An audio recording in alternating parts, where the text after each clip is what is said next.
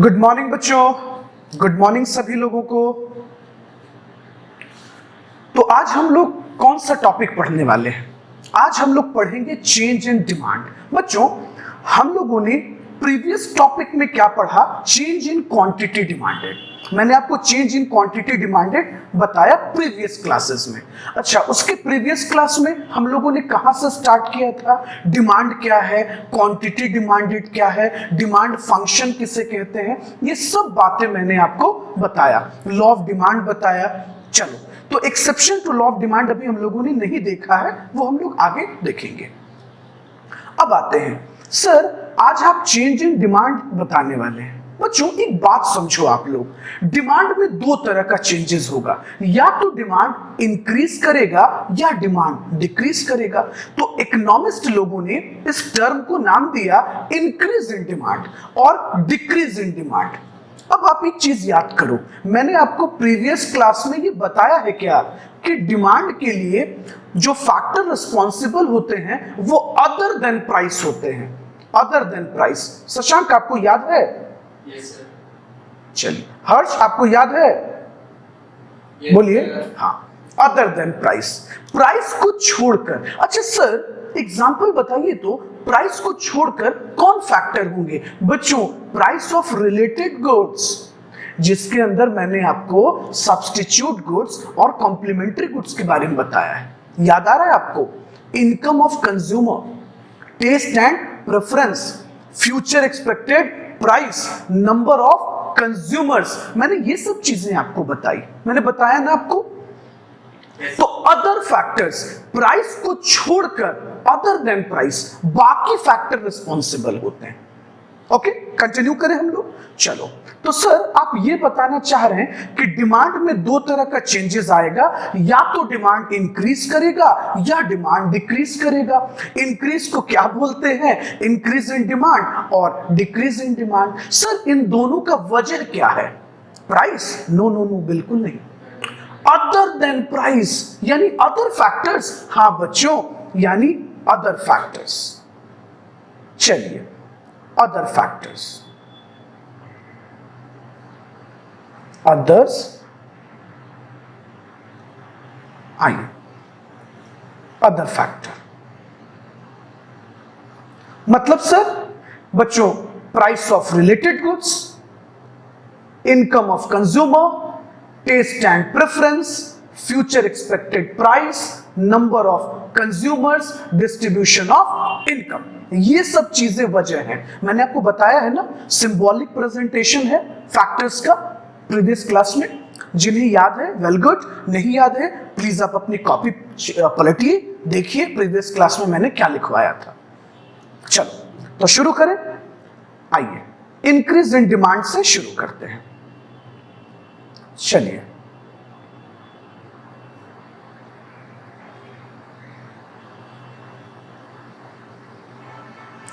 चलो अमित क्लास में ध्यान दो, लिखो। हाँ, क्या कर रहे हो आप? नोट डाउन कर रहे हो? ठीक है, गुड। आइए, इंक्रीज इन डिमांड।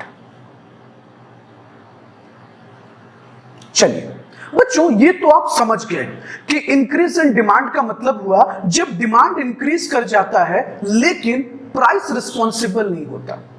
बिल्कुल, यानी कि सर प्राइस जिम्मेदार नहीं है, प्राइस रिस्पॉन्सिबल नहीं है, प्राइस में कोई चेंज नहीं हुआ लेकिन डिमांड इंक्रीज कर गया। हाँ बिल्कुल। तो देखो बच्चों, हम लोग ये डिफाइन कर सकते थे कि refers to a situation. Increase in demand क्या है? एक सिचुएशन है under which at existing price, मतलब उसी प्राइस पर, क्योंकि बच्चों प्राइस में तो कोई चेंज नहीं हुआ ना, प्राइस में कोई चेंज नहीं हुआ। At existing price demand increases, demand क्या हो गया? डिमांड इंक्रीज कर गया due to change in factor other than price of own commodity. मतलब सर आप ये कहना चाह रहे हैं कि इंक्रीज इन डिमांड वो सिचुएशन है जिसमें डिमांड इंक्रीज कर जाता है, डिमांड बढ़ जाता है, लेकिन उस कमोडिटी के प्राइस पर कोई चेंज नहीं होता। मतलब सर प्राइस में कोई चीज नहीं है लेकिन तब भी डिमांड बढ़ गया। वाह, कैसे? कुछ वजह होगा? हाँ, बिल्कुल हम लोग बात करेंगे।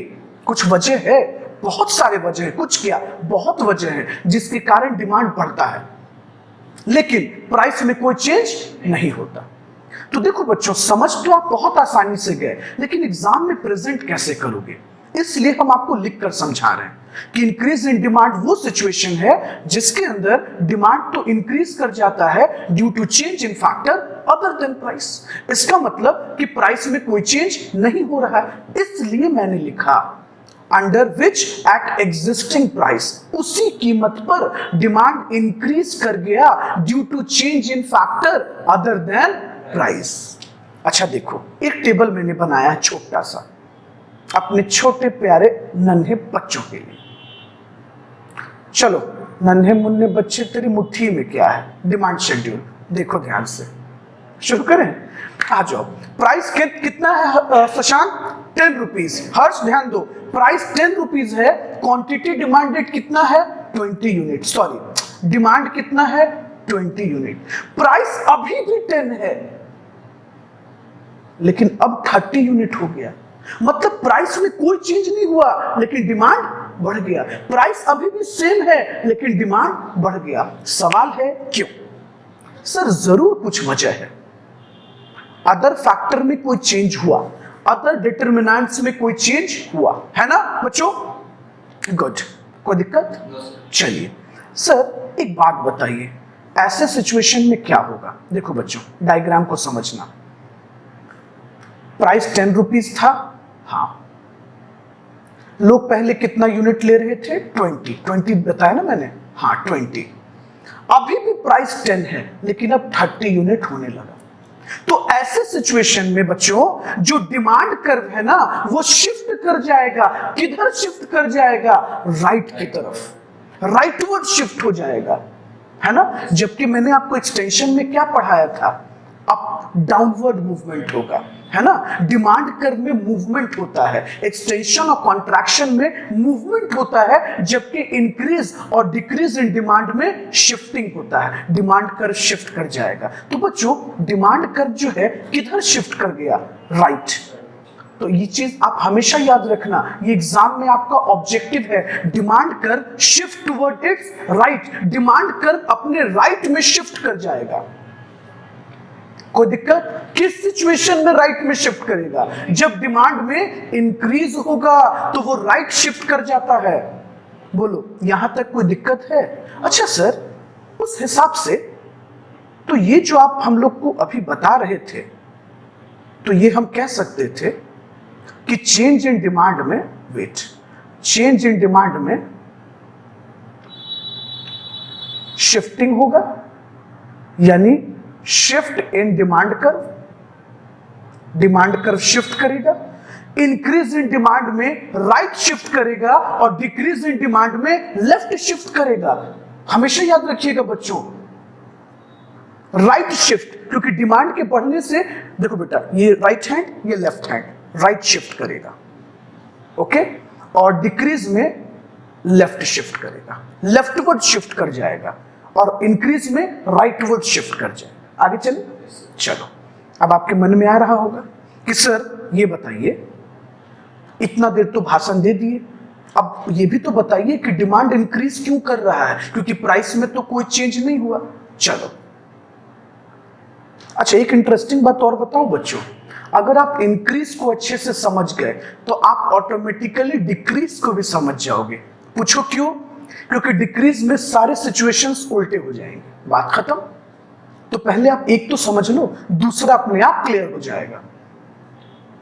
अब देखिए, आपके मन में ये सवाल चल रहा होगा, सर एक बात बताइए, कौन कौन से फैक्टर हैं डिमांड की इंक्रीज करने के? आ जाओ देखो, सबसे पहला वजह देखो, when income of consumer increases। बच्चों जब भी कंज्यूमर का इनकम इंक्रीज कर जाता है तो डिमांड इंक्रीज कर जाएगा। किस गुड्स के लिए? नॉर्मल गुड्स के लिए। किसके लिए? नॉर्मल गुड्स के लिए। अब आप सोच रहे होगे सर ये आप क्या बता रहे हैं, हर समय कुछ न कुछ फालतू बताते रहते हैं। नहीं, देखो थोड़ा सा पेशेंस रखो, अब याद करो, रजनीकांत सर जैसा दिमाग चलाओ और याद करो कि प्रीवियस क्लास में तुमने क्या पढ़ा था, income of consumer. Income of consumer में हमने आपको दो बातें बताई थी, शायद आपको याद आ जाए। इनकम को हम दो रेस्पेक्ट में पढ़ते हैं, एक नॉर्मल गुड्स के लिए और एक इंफीरियर गुड्स के लिए। नॉर्मल गुड्स में क्या बताए थे आपको, जैसे जैसे किसी भी कंज्यूमर का इनकम बढ़ता चला जाएगा तो वो डिमांड भी इंक्रीज कर देता है। लेकिन इंफीरियर गुड्स में क्या होता है बच्चों, कंज्यूमर का जैसे जैसे इनकम घटता चला जाएगा वो डिमांड को इंक्रीज कर देगा। समझे बच्चों? तो हमेशा याद रखिएगा, जब भी इकोनॉमिक्स में इनकम को हम स्टडी करते हैं, कंज्यूमर के डिमांड को इनकम से जोड़कर पढ़ते हैं, तो दो रेफरेंस होता है, एक नॉर्मल गुड्स का, दूसरा इंफीरियर गुड्स का। नॉर्मल गुड्स में क्या होगा, जैसे जैसे कंज्यूमर का इनकम बढ़ता है तो वो जिस कमोडिटी का, जिस सर्विसेज का कंजम्पशन बढ़ा देगा वो नॉर्मल गुड्स कहलाता है। और इनकम के घटने के कारण जिस प्रोडक्ट का डिमांड बढ़ जाता है उसे हम इंफीरियर गुड्स कहते हैं। तो देखिए, एक वजह तो मैंने आपको समझा दिया और ये डिटेल में मैंने प्रीवियस क्लास में बताया है डिटरमिनेंट फंक्शन में। अगर आपको नहीं याद है तो आप वो लेक्चर को जाकर एक बार देख लीजिएगा।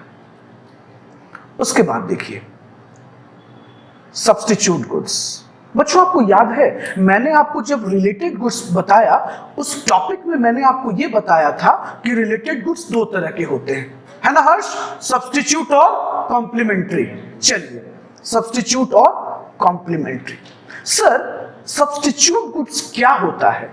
वैसा गुड्स बच्चों जो एक दूसरे के बदले में सब्स्टिट्यूट किए जा सकते हैं, मतलब जो एक दूसरे का ऑल्टरनेटिव हो। जैसे बच्चों tea and coffee, ink and marker, ball pen और इंक पेन, ये हो सकता है सब्स्टिट्यूट गुड्स जो एक दूसरे के बदले में इस्तेमाल किए जा सकते हैं। तो देखो बच्चों क्या होता है ऐसे सिचुएशन में, सब्स्टिट्यूट गुड्स के केस में जैसे ही किसी एक सब्स्टिट्यूट की कीमत बढ़ेगी अगले का डिमांड बढ़ेगा। जैसे आप समझो, मान लो बच्चों ये टी है और ये कॉफी है, ये दो अलग अलग प्रोड्यूसर हैं। जैसे ही बच्चों चाय की कीमत बाजार में बढ़ने लगेगी, चाय महंगा होने लगेगा, ऑटोमेटिकली चाय पीने वाले लोग कॉफी की तरफ शिफ्ट करेंगे। बच्चों मैं ये नहीं कह रहा कि सब लोग शिफ्ट करेंगे, लेकिन उस भीड़ में, उस मॉब में जरूर 10-15 लोग ऐसे निकल जाएंगे जो ये सोचेंगे कि यार जब मैं इतने पैसे चाय का दे सकता हूं, व्हाई नॉट कॉफी, चलो वही पी लेते हैं। तो जैसे ही प्राइस बढ़ता है एक सब्स्टिट्यूट का, अगले का डिमांड भी बढ़ जाता है। ओके? Yes sir. अच्छा, यहां तक क्लियर? ठीक है। अब आते हैं कॉम्प्लीमेंट्री गुड्स। अच्छा सर, ये कॉम्प्लीमेंट्री गुड्स क्या है? याद करो, कॉम्प्लीमेंट्री गुड्स बच्चों उस गुड्स को कहते हैं विच ज्वाइंटली सेटिस्फाई द वांट। अच्छा सर, ज्वाइंटली मतलब एक साथ? हाँ, ज्वाइंटली मतलब जब तक वो मिलेंगे नहीं जरूरत पूरा ही नहीं हो सकता। एग्जाम्पल बच्चों, एग्जाम्पल, अगर आपको चाय बनाना है तो शुगर और मिल्क दोनों जब तक नहीं मिलेंगे तब तक चाय नहीं बन सकता। टी लीफ चाहिए, चाय की पत्ती चाहिए, तो कॉम्प्लीमेंट्री गुड्स हो गया। जैसे बच्चों car and petrol complementary goods हो गया। टीचर के लिए इंक और मार्कर, अगर आप उनको मार्कर दोगे इंक नहीं, इंक दोगे मार्कर नहीं, वो कैसे लिखेंगे? तो ये कॉम्प्लीमेंट्री गुड्स हो गया। जैसे मैं आपको जिस मीडियम से भी पढ़ा रहा हूं, इंटरनेट एंड लैपटॉप, ये दोनों गुड्स कॉम्प्लीमेंट्री हो गया मेरे लिए। क्यों? अगर लैपटॉप हो और इंटरनेट नहीं होता तो मैं आपको नहीं पढ़ा पाता, नहीं स्टडी करा पाता। तो दोनों गुड्स कॉम्प्लीमेंट्री हैं, मतलब जो मिलकर जरूरत को पूरा करे। अब देखो बच्चों, कॉम्प्लीमेंट्री गुड्स में क्या होता है, जैसे ही किसी एक कॉम्प्लीमेंट्री गुड्स की कीमत घटेगी अगले का डिमांड बढ़ जाएगा। एग्जाम्पल, बाजार में जब इंक सस्ता हो जाएगा ना बच्चों, मान लो ये इंक का प्राइस है, इंक का प्राइस जैसे ही कम होगा मार्कर का डिमांड बढ़ जाएगा, ज्यादा से ज्यादा टीचर्स मार्कर यूज करने लगेंगे। तो कॉम्प्लीमेंट्री गुड्स में बच्चों इनवर्स रिलेशन होता है, सब्स्टिट्यूट गुड्स में डायरेक्ट रिलेशन होता है। आप ऑब्जर्व कर रहे हो, एग्जाम में ये ऑब्जेक्टिव बन सकता है आपका, है ना? Yes, sir. कोई दिक्कत? चलो आगे चले। आदित्य आपको समझ में आ रहा है? जी सर। चलिए, increase in number of consumer, जैसे जैसे नंबर ऑफ कंज्यूमर बढ़ते चले जाएंगे मार्केट में, डिमांड भी क्या होगा? बढ़ता चला जाएगा। कंज्यूमर घटते चले जाएंगे बच्चों, डिमांड घटता चला जाएगा। अच्छा, अब आते हैं चलिए टेस्ट और प्रेफरेंस पर। बच्चों हम लोगों ने 4th पॉइंट तक तो इजीली समझ लिया। अब आता है when taste and preference of consumers. बच्चों जब कंज्यूमर का टेस्ट और प्रेफरेंस कमोडिटी के फेवर में शिफ्ट कर जाता है, किसके फेवर में शिफ्ट कर जाता है? कमोडिटी के फेवर में, तो डिमांड बढ़ जाएगा। एग्जांपल बच्चों, जब भी किसी प्रोडक्ट पे हमारा अटेंशन बढ़ जाता है, मतलब कंज्यूमर्स का चॉइस उस गुड्स के फेवर में चला जाएगा, समझिए, तो जैसे उस प्रोडक्ट के फेवर में चला जाएगा तो डिमांड इंक्रीज करने लगेगा।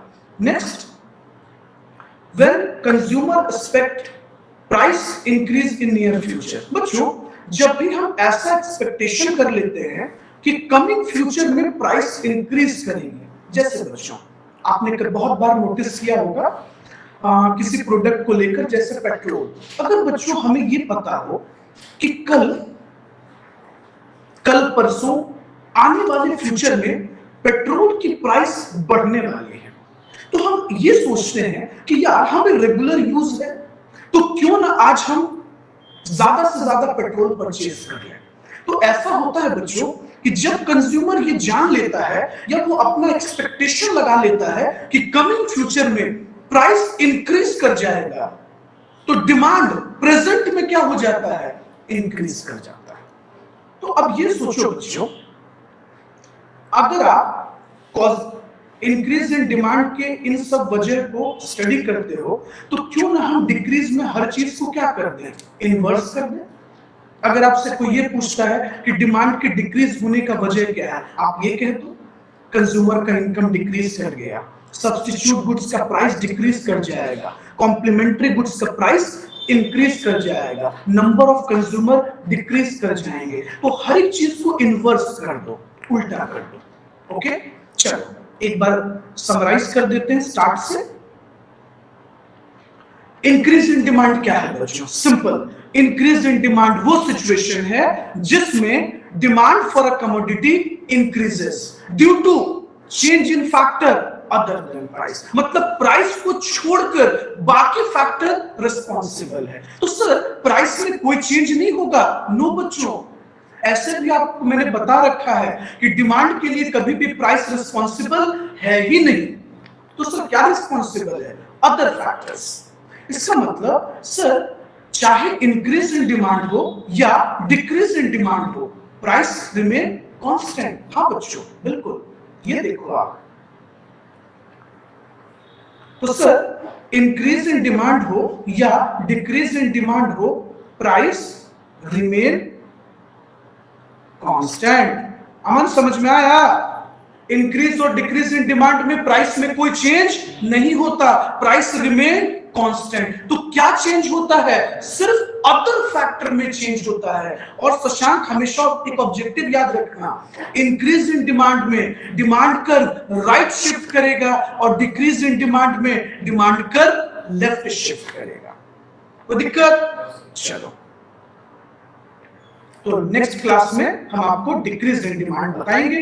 होप सो यहां तक कोई दिक्कत नहीं होगा। तो हम एक बार मिनिमाइज कर देते हैं मेरे प्यारे स्टूडेंट्स, आप इसको स्क्रीनशॉट ले लीजिए और नोट डाउन कर लीजिए। मैंने एकदम से छोटा कर दिया इसको, तो इस पोर्शन को भी लिख लो और फिर कॉजेस को भी लिख लो, ये भी लिख लो। चलो, थैंक यू एवरीवन।